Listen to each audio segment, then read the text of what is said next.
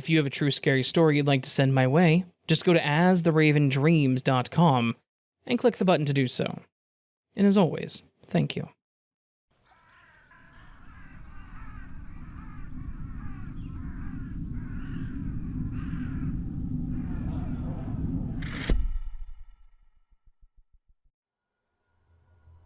Thank you for taking the time to read this.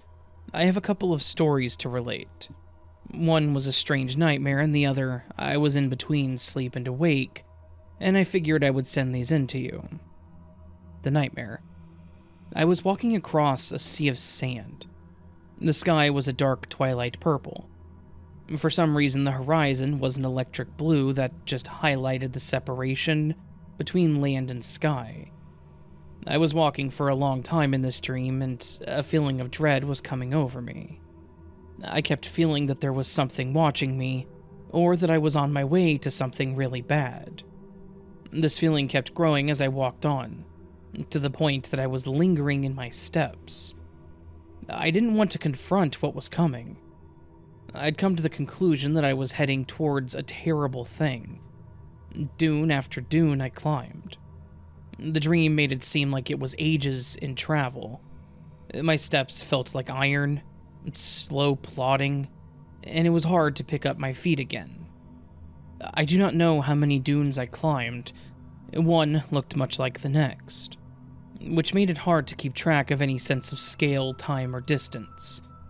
The sky never changed, but the horizon was slowly shifting through colors. From a blue-green that made me think of the sea towards the yellow of a sunset. Finally, as I crested the final dune in my slow, plodding way, there was sweat dripping from me from the effort to push on to the final step. I saw the source of my fear, that thing that I had been dreading. There, hanging, unsupported in the sky, a stoplight. It menacingly shifted from red to green to yellow and then back to red. I was around 10 or 11 years old having this dream. It was not like I was learning to drive.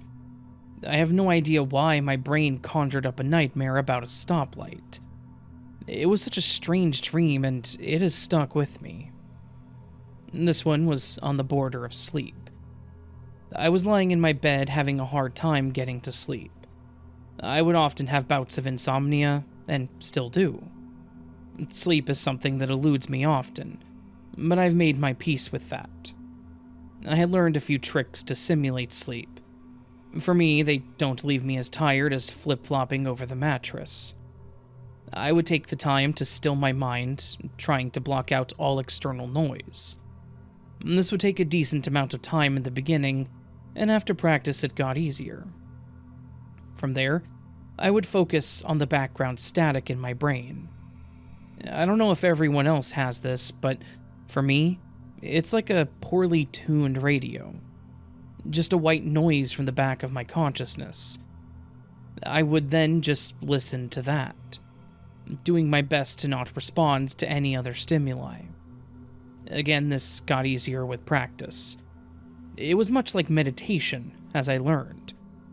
Often my brain would then make up conversations from the static, just like little vignettes to entertain me.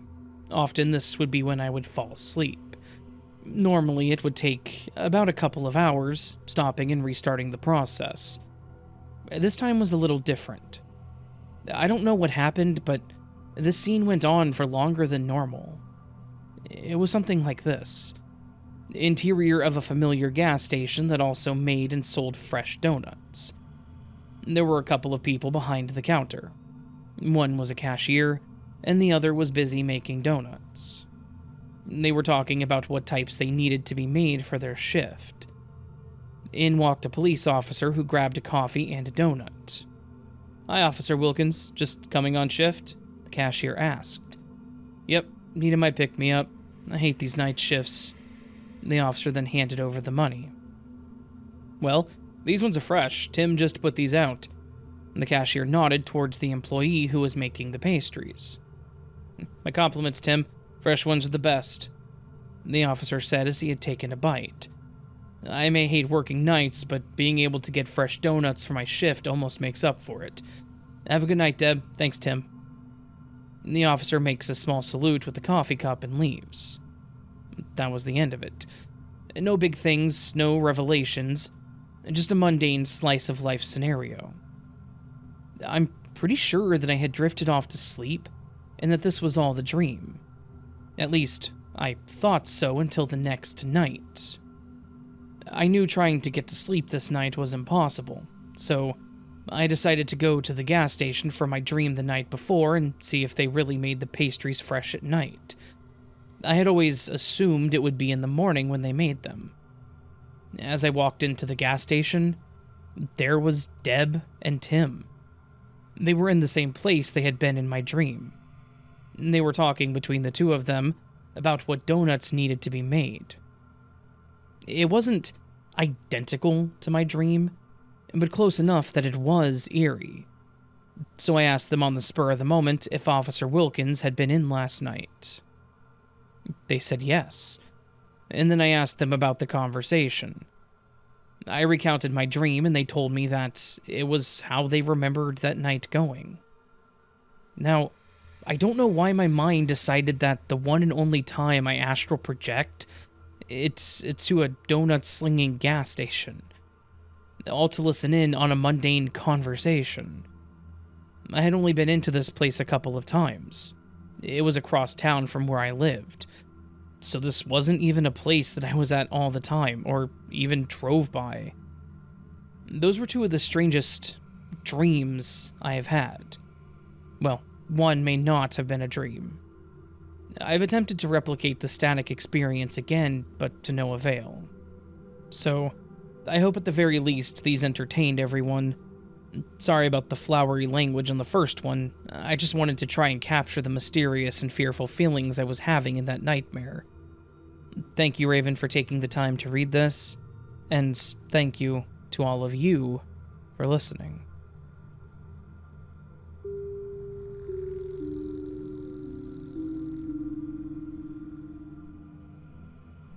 First, a big thank you.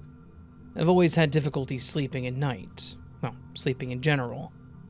Anyway, I find your voice and your stories very comforting, and there have been more than a few nights that I've put on my headphones and listened to your stories to fall asleep.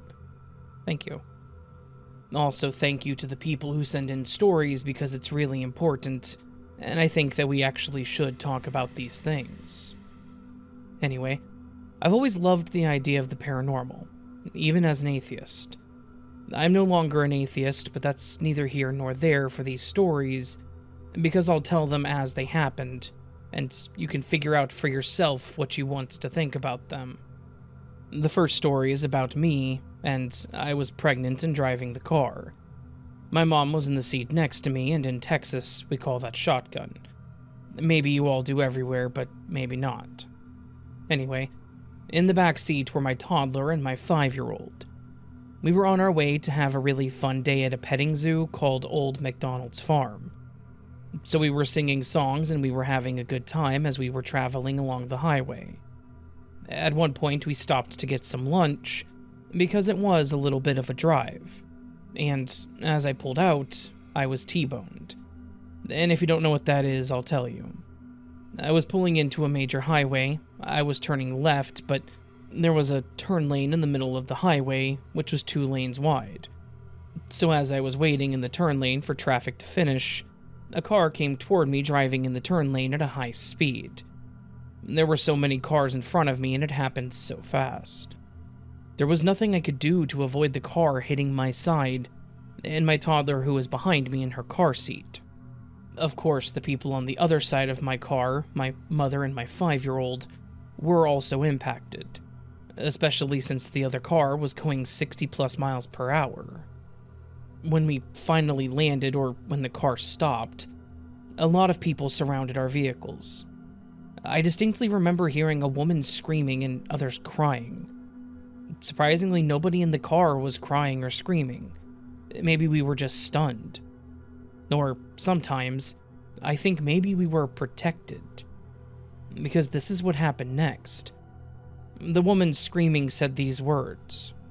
Oh my god, the baby's eyes, her eyes, they're bleeding. She has glass in her eyes. She's going to be blind. As you can imagine, my heart stopped. The thing is, the car was crumpled around us and I could not move out of my seat. My seatbelt was tight around my chest and I couldn't even turn to move around. I was about 8.5 months pregnant as well. I'm fairly short and small, so my belly wasn't very huge in comparison to the rest of me. The next thing that happened was I heard another woman's voice in my head, and it was very calm, and she said, "Your baby does not have glass in her eye. She's fine, and everything's going to be okay. Everybody's fine." And I had a very calm feeling come over me all of a sudden. I just felt a sense of well-being and a sense of everything is fine. It was okay. And I told everybody in the car that I said we were fine and that everything was okay. We were helped out of our vehicle and we were sitting in a grassy knoll with a lot of other people who had come to help. It was a huge crowd because it was in front of a shopping center. Anyway, when the ambulance drivers and the police officers came, they wanted to know where the people that were in that car were, and they pointed to my vehicle that was crumpled beyond recognition. We told them, and the people in the crowd said they're right here and pointed to us, and we raised our hands as we were sitting on the knoll, and still kind of stunned. We said, "That's us, we were in that car." Then, the emergency technician said, "No, not you guys, the people in that car." And they named the make and model of the car. My car. The car that I was in. It took convincing them that we had come out of that car because they said they were looking for bodies. They said they were looking for dead people. That's what they expected after seeing the vehicle. Even so, they made us get on boards and loaded us up into the ambulance and took us to the hospital. The sheriff of the town insisted that we do so. So, if you don't know already, the incredible part of the story to me is that voice and the calming feeling. Oh, and I guess I didn't say this part, but everybody was fine. Not one person had a broken bone or even a bruise. Now, I will say that the toddler had been hit with a piece of glass very near her eye, and she did have a cut that was bleeding. It did look scary, so I wouldn't blame anybody for their reaction at the time. And here's the second story. This one takes place in an old house that was built in the early 1900s. Mostly wood floors. A beautiful home. There are a few things to this story that are odd, or should I say, quite odd. So at the time I lived in this house, I lived with my partner, we'll call her Sue, and our 4 children. There was a park across the street from the house, and we visited it a lot. Many people would ask if we were the people that lived in that house, and they saw us coming from there. They would always ask who that lady was in the window that always watched the street and the park.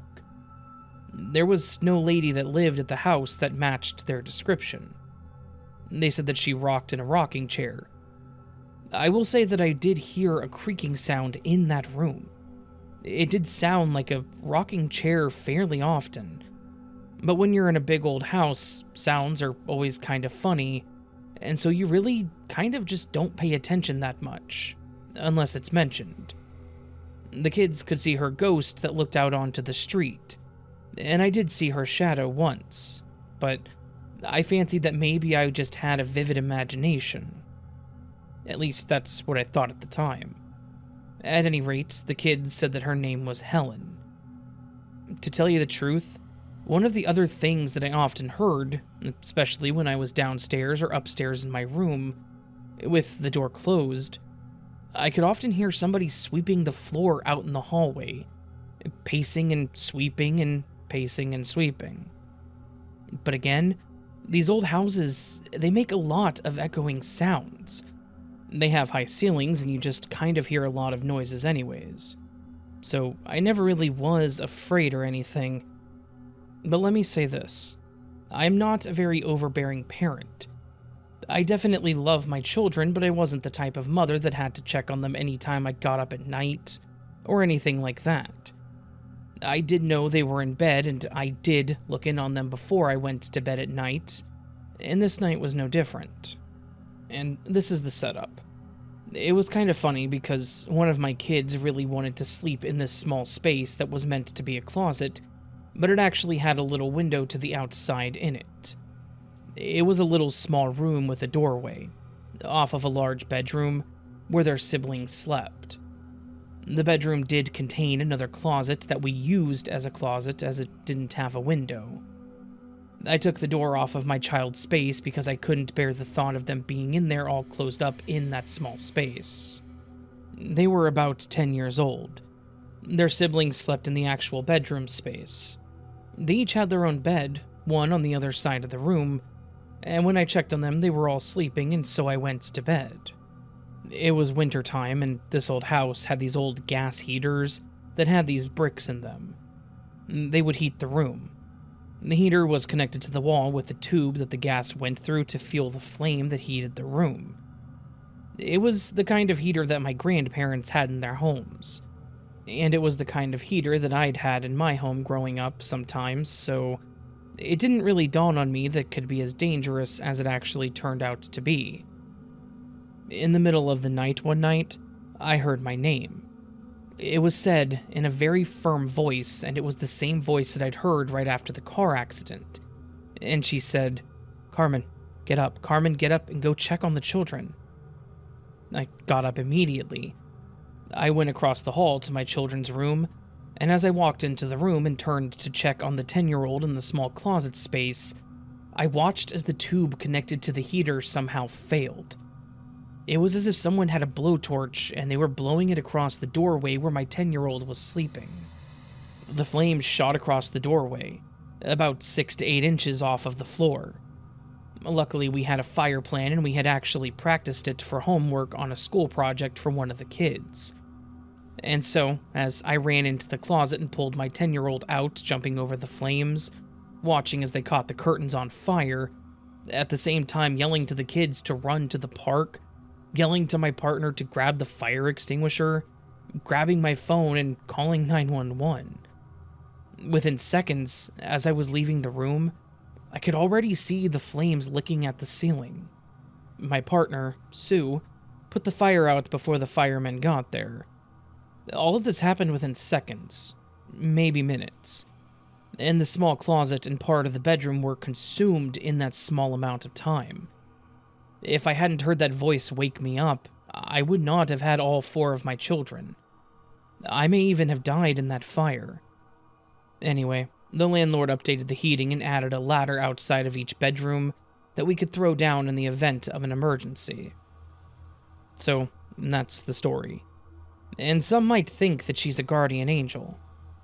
Some might think that she is just me being very intuitive somehow, or there may be other explanations.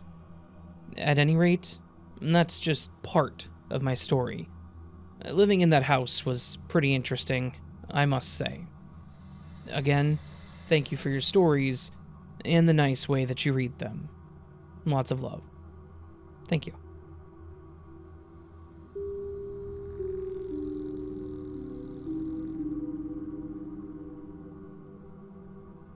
I want to start this story with an apology, as I, the author, am not the best storyteller. Anyway, this story starts in early June of 2023. The first strange happening was my girlfriend, who we'll call Summer for this story, kept hearing my voice calling her name even though I was asleep. She even went as far as waking me up to make sure I wasn't messing with her. We thought that it was strange, but we put it to the side, because I and my parents have lived in this house for 22 years, with no strange things happening. The next weekend, Summer heard her name being called, but this time it was from my mom's voice. At that same time, my dad was downstairs watching TV when he heard my mom's voice calling his name as well. He also swore that he saw a woman's leg with a red slipper kind of peeking from behind the doorway. Nobody in this house has red slippers. Now that we are properly weirded out, we start paying more attention to things. A week after that, I heard my name being called by Summer from her own room. I had asked her over text if she had said my name, and she said no. She thought I was in her room because she felt something graze her leg. She flipped the lights on and nothing was there. My dad wakes up to go to work at 4 in the morning. He left for work, and when he was gone, my mom heard her name being called by my dad's voice. Later that day, we had looked outside and made a shocking discovery. We went outside and about 4 of the 6 large potted plants were knocked over, but the small potted plants were not touched. Our 50-pound bird bath was knocked over as well. This part is weird. We have another bird bath mounted about 6 feet on our fence, with a hummingbird feeder hanging from under it. Somehow, the hummingbird feeder was on top of the bird bath. The feeder that was once hooked and hanging from the bird bath was now just placed on top of said bird bath. But that's not all. Our garden has a small gate that is latched shut. Somehow the gate had become unlatched, but none of the food in our garden was touched. Things went quiet for a month or two, when Summer and I were in the room with my dog. The door was shut and my mom was downstairs. My dog started barking and freaking the hell out at my door. When I got up, the door flew open silently, and the light to my mom's room was on. Now, my mom is very persistent about lights being on in the house, if you're not in that room, so we know that it wasn't her. My dad was gone from the house, my mom was downstairs, and Summer and I were in my room. Again, everything was silent until the beginning of March. It started with me letting my dog in from outside, and as soon as I sat down, I heard my cat calling from outside to be let in. She has such a high-pitched meow that I've never heard on any other cats, so it was undoubtedly her. Summer and I laughed about it, saying how many more animals are outside. When I got up to open the door and let her in, nothing. It was silent. I thought, weird, I'll go check the garage, I guess, because sometimes she hangs out in there. I opened the door, nothing. My mom then comes out of the bathroom upstairs and sees our cat just sitting in front of the bathroom. Summer and I are dumbfounded. We asked my mom if she had meowed at all, and my mom said that she had been silent. Summer and I went to bed with an uneasy feeling. Now, the last strange happening, and quite frankly the most scary. Summer and I were hanging out in my room. We had stayed up until about 1 or 2 in the morning on a Saturday. On a side note, most of the doors in my house don't latch shut. They close all the way, but you can just push them open because the land is always shifting. Now that you know that, unless my mom's window is open and my windows are open, the doors will open and shut by themselves from the breeze. My door opens inward, and across from my door is my window. I had my window cracked for some fresh air when my door opened. I thought, okay, no big deal. My mom has her window open, as that's the only way that my door will open and shut by itself. To confirm my suspicion, I popped my head into my mom's room to see her window closed. We thought that was pretty weird, but no big deal. I'll just put both of my steel-toed boots in front of my door. We gave it about 5 seconds, and then the door opened. Really weird, we thought. I'll put 2 more shoes in front of the door. No, door still opened. Now that we're properly freaked out, I put a steel shooting target in front of the door that weighs about 10 pounds. Somehow, this door still opened. I then had enough of this ghost's shenanigans, or whatever it is, so I put the spare crankshaft from my car, which weighs 17 pounds. Somehow this door still opened. So I put the spare rotor from a rotary engine against the door. With 35 pounds of metal against the door, it didn't open, but alongside the little gap in between the door and the door frame, I felt an outrageous breeze being blown. Way stronger than a person blowing, and it was very cold. And somehow, despite the 35 pounds being in front of that door, it was still wanting to open. The next morning, I had talked to my mom about it, and as we were talking, the beads I had around my doorknob just started to gently move back and forth. I'll give an update if anything else happens. Again, I'm not the best storyteller, but thank you for listening anyways.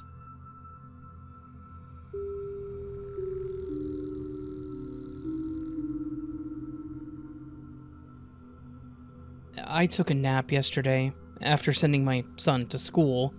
I work evenings and hubby was already at work that morning. But in my dream, I didn't realize I was dreaming. It wasn't until after I woke up that I realized it was a dream. So, it started off with me reading on my Kindle app while waiting to clock in for work. A gentleman with a kid got my attention to ask for assistance. When I looked up and realized I was not at work. I looked around and it was completely different. Instead of being a bright and open gym space, it was a dark warehouse-style building with an entirely different gym space. I was still wearing the clothes that I took a nap in. Leggings, sports bra, sweatshirt. And so I told the gentleman that I couldn't help him because I didn't work there. I left the building and looked around, and did not recognize any of my surroundings. I took out my keys and found my car. My car was still the same make and model as my current car, but instead everything was on the right side. I'm an American, so it's usually on the left. I get in my car and I'm freaking out because my son has a half day today, and I need to pick him up from school, and I don't recognize where I am. My phone still has the current background of my family, including pets, as the screensaver and lock screen. I could not determine the time based off of my phone. It was like it was kept from me, which I thought was super weird at the moment, but looking back now, I believe it's because it was a dream. I started driving around, but there was a bunch of one-way streets. I'm driving erratically, making wrong turns. I get out of the car to get directions, and people are talking to me and I don't understand them. I don't have service on my phone to be able to call or to pull up GPS, so I wander around to see if I can find service. I end up in this building where people are gathering for Bible study. They asked me if I was going to stay, and I told them that no, that I was lost and just needed to find service. I make my way back to my car and I'm just sitting there confused. I still have no idea where I am. My husband then video calls me, and I'm flooded with relief as I answer. But it's not my husband, as I know him now. It's a younger, healthier version. He asked why I wasn't home. I asked what was going on, and I told him that I was lost and confused and panicking. That I didn't think I would be able to get our son in time. He gave me the strangest look and told me to just come home, that he was home from work early, and that we could talk about it. I told him that I didn't know where home was, so he sent me the address. I don't actually remember seeing the address or putting it in, and he was giving me a concerned look. Driving there was kind of a blur. I just followed the GPS. I remember seeing beautiful landscapes full of lush greenery, and just being overly awed by my beautiful surroundings. And concerned because back home it should be snowing. I get to the address that my husband sent me. I meet him inside and I ask him the year. He looks at me strangely and tells me that we are in our 30s, but very much did not answer the year question. But yes, we are currently in our 30s. I look around and notice that my dog isn't here, so I ask about her. He then tells me that we never had a dog, only cats. I looked at him and asked about our son. He looks at me utterly confused and states that we never had children. I start sobbing, like hysterically sobbing. I said no, that's not possible. I go on to tell him all about our son, his looks, likes, and how much we love him. He looks at me devastatedly and asks if I am okay. I tell him obviously not. He then said maybe I had a bad dream because we never had children, because I can't conceive. I show him the picture of our family, including the animals, from a Christmas ago that are on my phone, and now he looks utterly confused. He asked me where I got this picture, and I told him that I don't think I'm supposed to be here. And that is when I woke up. I was absolutely sobbing, hysterical, and having a panic attack. I immediately called my husband at work to talk to him, and then went and picked up my son from school and held him and talked to him while we cuddled on the couch with some hot chocolate. It is snowing here. Throughout the rest of the day, yesterday, I kept getting random bouts of deja vu and phantom pains of mourning and grieving. Like I knew something was wrong, somewhere. I would randomly start crying throughout the day. I had to go check on my son multiple times to make sure he was still there. It was a very mentally and emotionally draining day. Now, for a bit of background information, I was told from a young age that I would never have children of my own.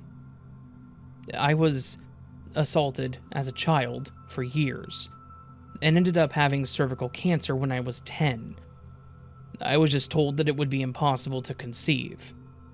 I have always struggled with PTSD, depression, and anxiety because of my childhood. I ended up pregnant with my son when I was 27. He was the most fabulous, unplanned surprise that has ever happened to us. I would not trade him for anything. But because of the pregnancy, I ended up with a lot of health issues.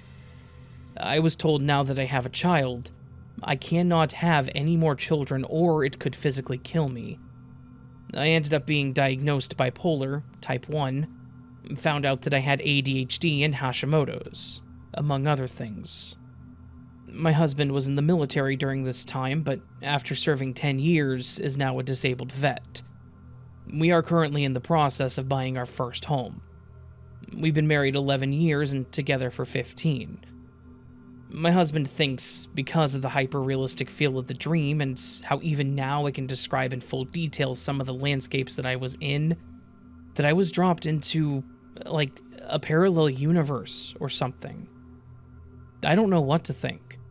All I do know, going off of these phantom pains of grieving and mourning that I'm still experiencing, is that I'm just messed up this other woman's life, if that's true. I don't know if I'm looking for advice or for people with similar experiences.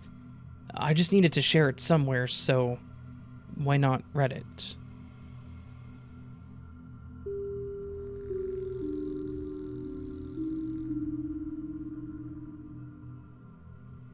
I don't know if this was an alien encounter or a dream.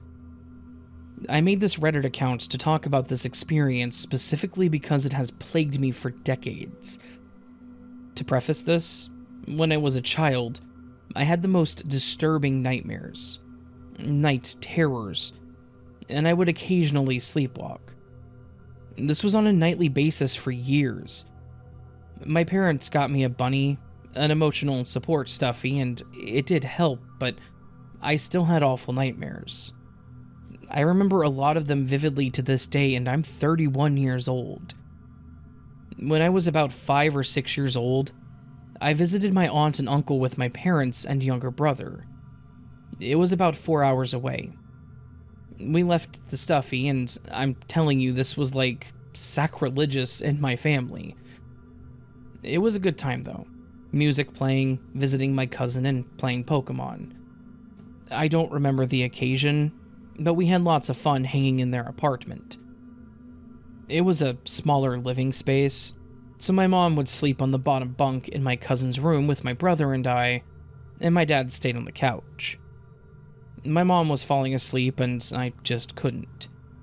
I kept waking her up saying I couldn't sleep, as children do, and she was brushing me off, as parents do. This is the crazy part. I'm looking at my mom and her face starts distorting, like physically changing before my eyes. My mom is a beautiful woman, but she looked like a demon as her face shifted. I cried telling her, and she told me just to go to sleep. I was against the wall, and 2 small beings walked into the room. They were smaller than my 5-year-old self. The closest description would be the demon dogs from that old live-action Scooby-Doo movie. And I know that sounds silly, as that movie hadn't been released yet.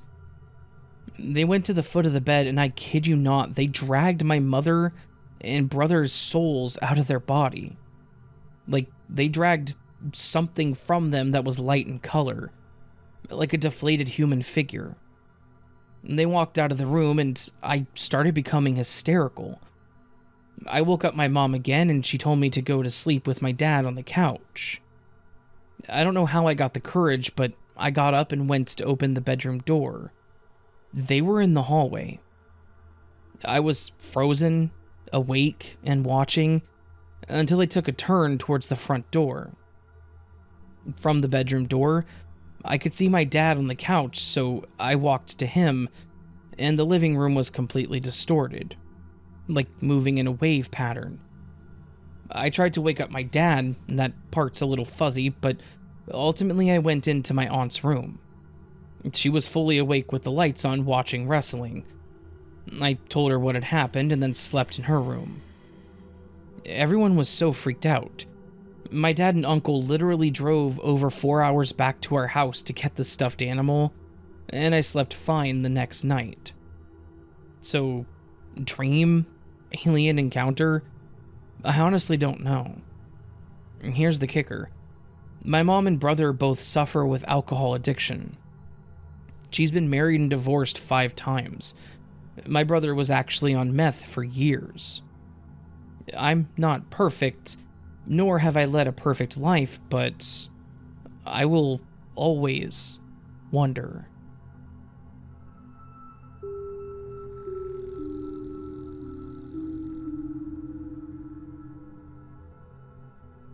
It's taken me some time to feel comfortable posting, but I hope you'll enjoy this post. This is one of the few strange things I have experienced in my time living in Indiana. As someone who's always prided myself on being grounded in reality, I've sought research and facts to feel comfortable in my experiences and beliefs. What I experienced one night in my hometown in rural southern Indiana left me without an explanation. I was 21 at the time. It was a painfully average night. No strange weather was occurring and the sky was exceptionally clear. The countryside sat covered in a familiar blanket of darkness, with the faint light of the moon and stars lighting the swaying crops in the fields near my home. The time was around 2 a.m. My partner at the time had just driven me home from his dorm in the city. Engaged in yet another argument, as was customary for any amount of time spent in the car, my partner exited the vehicle. I soon followed, hoping to end the heated discussion. All was quickly forgotten as something had caught my partner's attention. As the sound of the night seemed to fall silent, I followed his gaze to the sky above my neighbor's house. In that space was a bizarre and peculiar sight. A massive, seemingly flat circle loomed above the house, blocking the view of the stars. On this strange anomaly, lights of indiscernible colors oscillated rhythmically and rapidly. Entranced, my partner's gaze was lost in the moment. I couldn't help but approach it with skepticism. Perhaps it was a trick of the light. We had our share of odd weather patterns, static activity, and uncommon forms of lightning in the past. As we stood there, my partner, lost in awe, turned to see if I was witnessing the same sight. A sudden shift in air pressure signaled the departure of this mysterious object, leaving us both in a state of utter confusion. As I stood very still in the same place, trying to figure out what I had just witnessed, my partner abruptly ran down the road, attempting to follow where he believed the object had gone. In the days that followed, I couldn't help but dissect the events of that night, searching for rational explanations. Although I had tried, I couldn't rid myself of the unease that lingered from being unable to explain the event. While others may be quick to embrace the supernatural, I feel mostly comfortable operating within logic and reason. That being said, I must admit that there are some things that defy explanation. In the pursuit of truth, I find solace in the embrace of logic, yet remain humbled by the mysteries that persist beyond its grasp.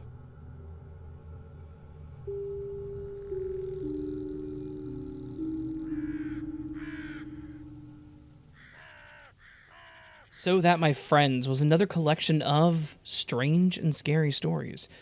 Stories where they're not always scary, and they're not always strange, but they are sometimes strange and scary. The point of these collections is to put together stories that are just kind of bizarre, but may not necessarily fit with other stories. Though I suppose 3 of these kind of have dreamlike qualities to them, so I'm not really sure if I'm ready to do a dreams story video yet. I think I just kind of want to keep these together in the strange and scary for now, just in case. Because I feel like if I did dreams, nobody would watch it except for those that are like really interested in that stuff. So I don't want to do a disservice to those that submit their stories. Yeah. Hopefully you all enjoyed these stories. If you did, please do hit that thumbs up button. I would really appreciate that. If you're new to the channel and liked what you heard, consider subscribing, as it does help tremendously. And if you're feeling ever so bold, you can go down below the video, leave me a comment with your thoughts, how you're doing, how your day's going. What were your thoughts on the video on the first? I guess you guys would have already left that on that video, which a lot of you did, so it was a weird one. I'm weird. I'm strange and scary, if you will. Anyways, you can also join Patreon or membership to get early access to content like this and other stuff, depending on what you sign up for and how you sign up. And yeah, that's about it.